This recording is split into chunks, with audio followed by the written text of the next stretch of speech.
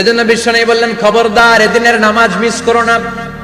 মান তারাকা সালাসা জুমাইন তাহাউনান, গাফলতি করে টানা 3টা জুমা যে ব্যক্তি মিস করলো, তাবা আল্লাহু ফি কলবিহি, রব্বুল আলামিন ওই লোকটার অন্তরের মধ্যে মোহর মেরে দেয়। ওয়া কুতিবা ফি জুমরাতিল মুনাফিকিন, মুনাফিকদের খাতায় তার নাম তুলে দেয়।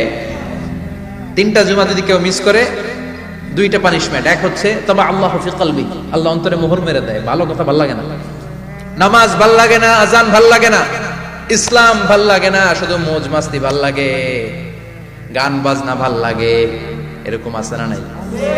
জুমার নামাজে যায় না। আরেকটা হলো কুতিবা মিনাল মুনাফিকিন, মুনাফিকদের খাতায় নাম তুলে দেয়। আল্লাহ হেফাজত করো। আরো জোরে পড়েন আমিন। আমিন।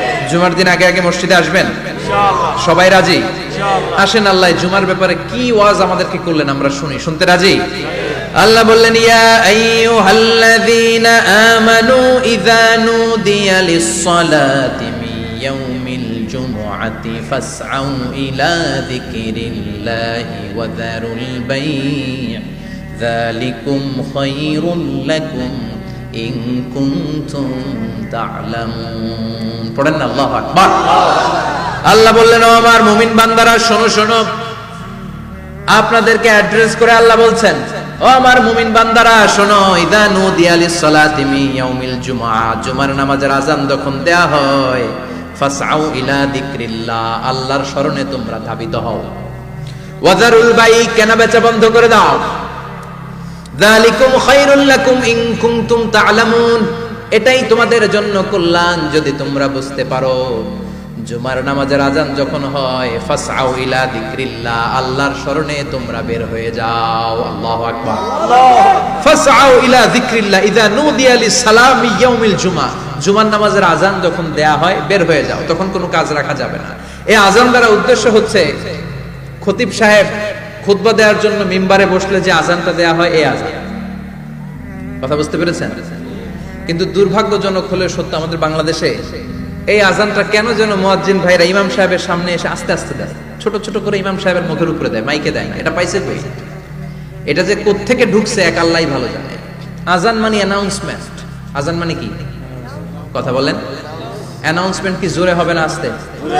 তো সব আযান মাইকে এত সাউন্ড করে, এই আযানটা ইমাম সাহেবের মুখের সামনে এসে ছোট ছোট করে কেন দেয়? এটার কোনো দলিল আছে বলে আমার জানা নাই। এই আযানটা মাইকে হতে হবে।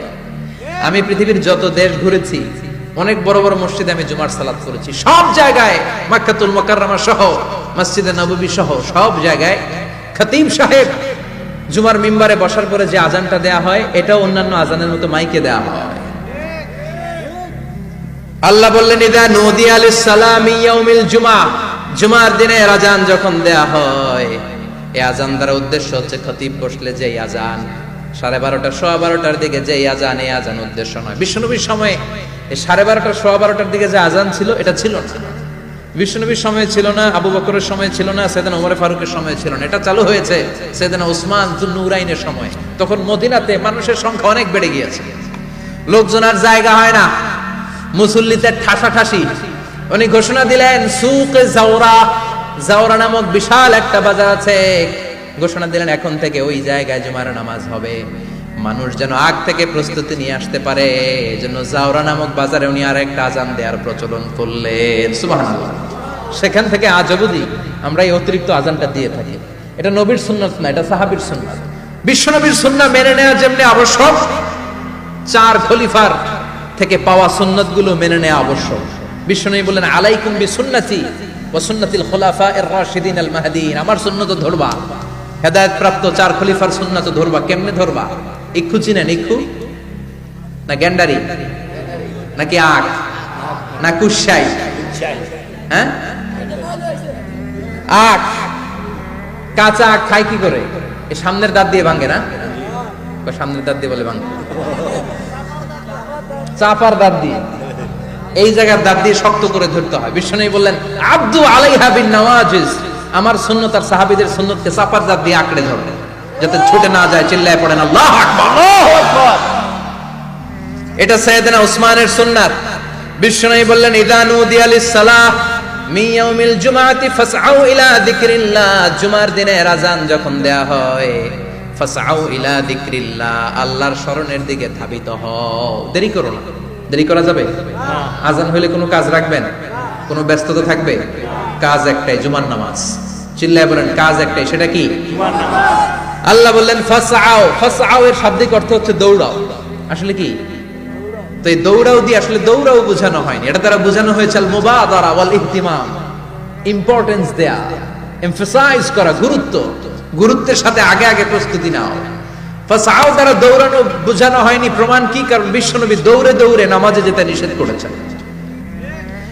বিশ্বনবী বলেছেন ইদা উকিমাতিস সালাহ, মনোযোগ দিয়ে শুনে, ইদা উকিমাতিস সালাতু ফালা তাতুহা তাসআউন ওয়া আতুহা তামশুন আলাইকুম বিসাকিনাহ ফামা আদরাকতুম ফাসাল্লু ওয়া মা ফাতাকুম ফাতিমু। যখন নামাজ শুরু হয়ে যায় দৌড়ে দৌড়ে যাবে না। তামশুন, হেঁটে হেঁটে যাও। আলাইকুম বিসাকিনা, ধীরে ধীরে যাও। ফামা আদরাকতুম ফাসাল্লু, ইমাম সাহেবের সাথে যে যত রাকাত পাবা পড়বা। ওয়া মা ফাতাকুম ফাতিমু, যেটা ছুটে যায় নিজে নিজে পড়ো, কবুল করে নেবে কে? আল্লাহ। কিন্তু দৌড়ে যায় নামাজ ধরা যাবে? খবরদার, ধীর স্থির ভাবে যাবে। হাঁটার মধ্যে একটা গুরুত্ব দিয়ে তাড়াতাড়ি ধরতে চাবেন, কিন্তু দৌড়ে যাওয়া যাবে? নিষেধ করেছেন। অনেক মুসল্লিরা এটা করে। ধরেন মাগরিবের নামাজ, ওযুখানাতে মুসল্লিরা ওযু করতেছে, ইমাম সাহেব নামাজ শুরু করেছেন, আল কারিআতু মাল কারিআ ওমা আদরাকা মাল কারিআ, মুখস্থ আছে না সবার? মুসল্লি মনে করতেছে ওযু হইছে আমার অর্ধেক, এখন যদি তাড়াতাড়ি ওযু না করে দৌড় না দেই রাকাত পাওয়া যাবে? রাকাত পাওয়ার জন্য দিছে দৌড়। মসজিদে হচ্ছে টাইলসের মসজিদ, পিছলায় পয়রা মুসল্লি একদিকে, লুঙ্গি আরেকদিকে। আছে না নাই? আমার কাছে খবর আছে এরকম পা ভাঙছে অনেকের। রাকাত ধরার জন্য মুসল্লি তাড়াহুড়ো করে দিছে দৌড়, মুসল্লি একদিকে লুঙ্গি, ঠ্যাং ভাঙা শেষ, এখন ল্যাংড়া। বিশ্বনবীর কথা মানে নাই, ওটারে ল্যাংড়া বানাইছে কে? আল্লাহ। এজন্য বিশ্বনবী বললেন খবরদার দৌড়ে যাবে না, একামত হয়ে গেলে ধীর স্থির ভাবে যাও। কেননা দৌড়ে দৌড়ে আপনি কার দরবারে যাবেন? উনি তো সব রাজার বড় রাজা, মহারাজা। মহারাজার দরবারে তাড়াহুড়ো করা যায় নাকি? না। ফিট হয়ে কাপড় চোপড় পরে আতর টাতর মেখে ধীর স্থির ভাবে যাবেন। দৌড়ে গেলে আপনার হার্টবিট বেড়ে যাবে, আপনার ব্রেথ ইন ব্রেথ আউট, শ্বাস প্রশ্বাস বেড়ে যাবে। তো হাঁপানির চোটে তো আপনি হাঁপাতে থাকবেন। আপনি তাহিয়া পড়বেন কখন, তাসবিহ পড়বেন কখন, আল্লাহর প্রশংসা করবেন কখন? চিল্লা এখন ঠিক কিনা? এজন্য আল্লাহ বললেন ফাসআউ ইলা যিকরিল্লাহ, জুমার নামাজের আযান যখন হয়ে যায় তোমরা আল্লাহর জিকিরের দিকে ধাবিত হও। যিকরিল্লাহ, আল্লাহর স্মরণ। জিকির মানে কি? আল্লাহর স্মরণ। কিন্তু এই জিকির দ্বারা এই আয়াতের উদ্দেশ্য হচ্ছে আল খুতবাতাইন, জুমার দুই খুতবা। জুমার জিকিরের অনেক অর্থ আছে। জিকির মানে সালাত, জিকির মানে কোরআন, জিকির মানে ওয়াজ, জিকির মানে সম্মান। আবার জিকির মানে জুমার দুই খুতবা, আবার জিকির মানে সুবহানাল্লাহ, আলহামদুলিল্লাহ, লা ইলাহা ইল্লাল্লাহ, সুবহানাল্লাহ, আলহামদুলিল্লাহ, লা ইলাহা ইল্লাল্লাহ, লা ইলাহা ইল্লাল্লাহ, মুহাম্মাদুর রাসূলুল্লাহ সাল্লাল্লাহু। এটাও জিকির। সুবহানাল্লাহ, আলহামদুলিল্লাহ, আল্লাহু আকবার। এই তিন জিকিরের চেয়ে শ্রেষ্ঠ কোন জিকির আছে? কথা কন। বিশ্বনবী প্রত্যেক ফরজ নামাজের পরে সুবহানাল্লাহ 33 বার, আলহামদুলিল্লাহ 33 বার, আল্লাহু আকবার 34 বার পড়তেন। রাজি আছেন? সবাই পড়তে রাজি আছেন? ইনশাআল্লাহ।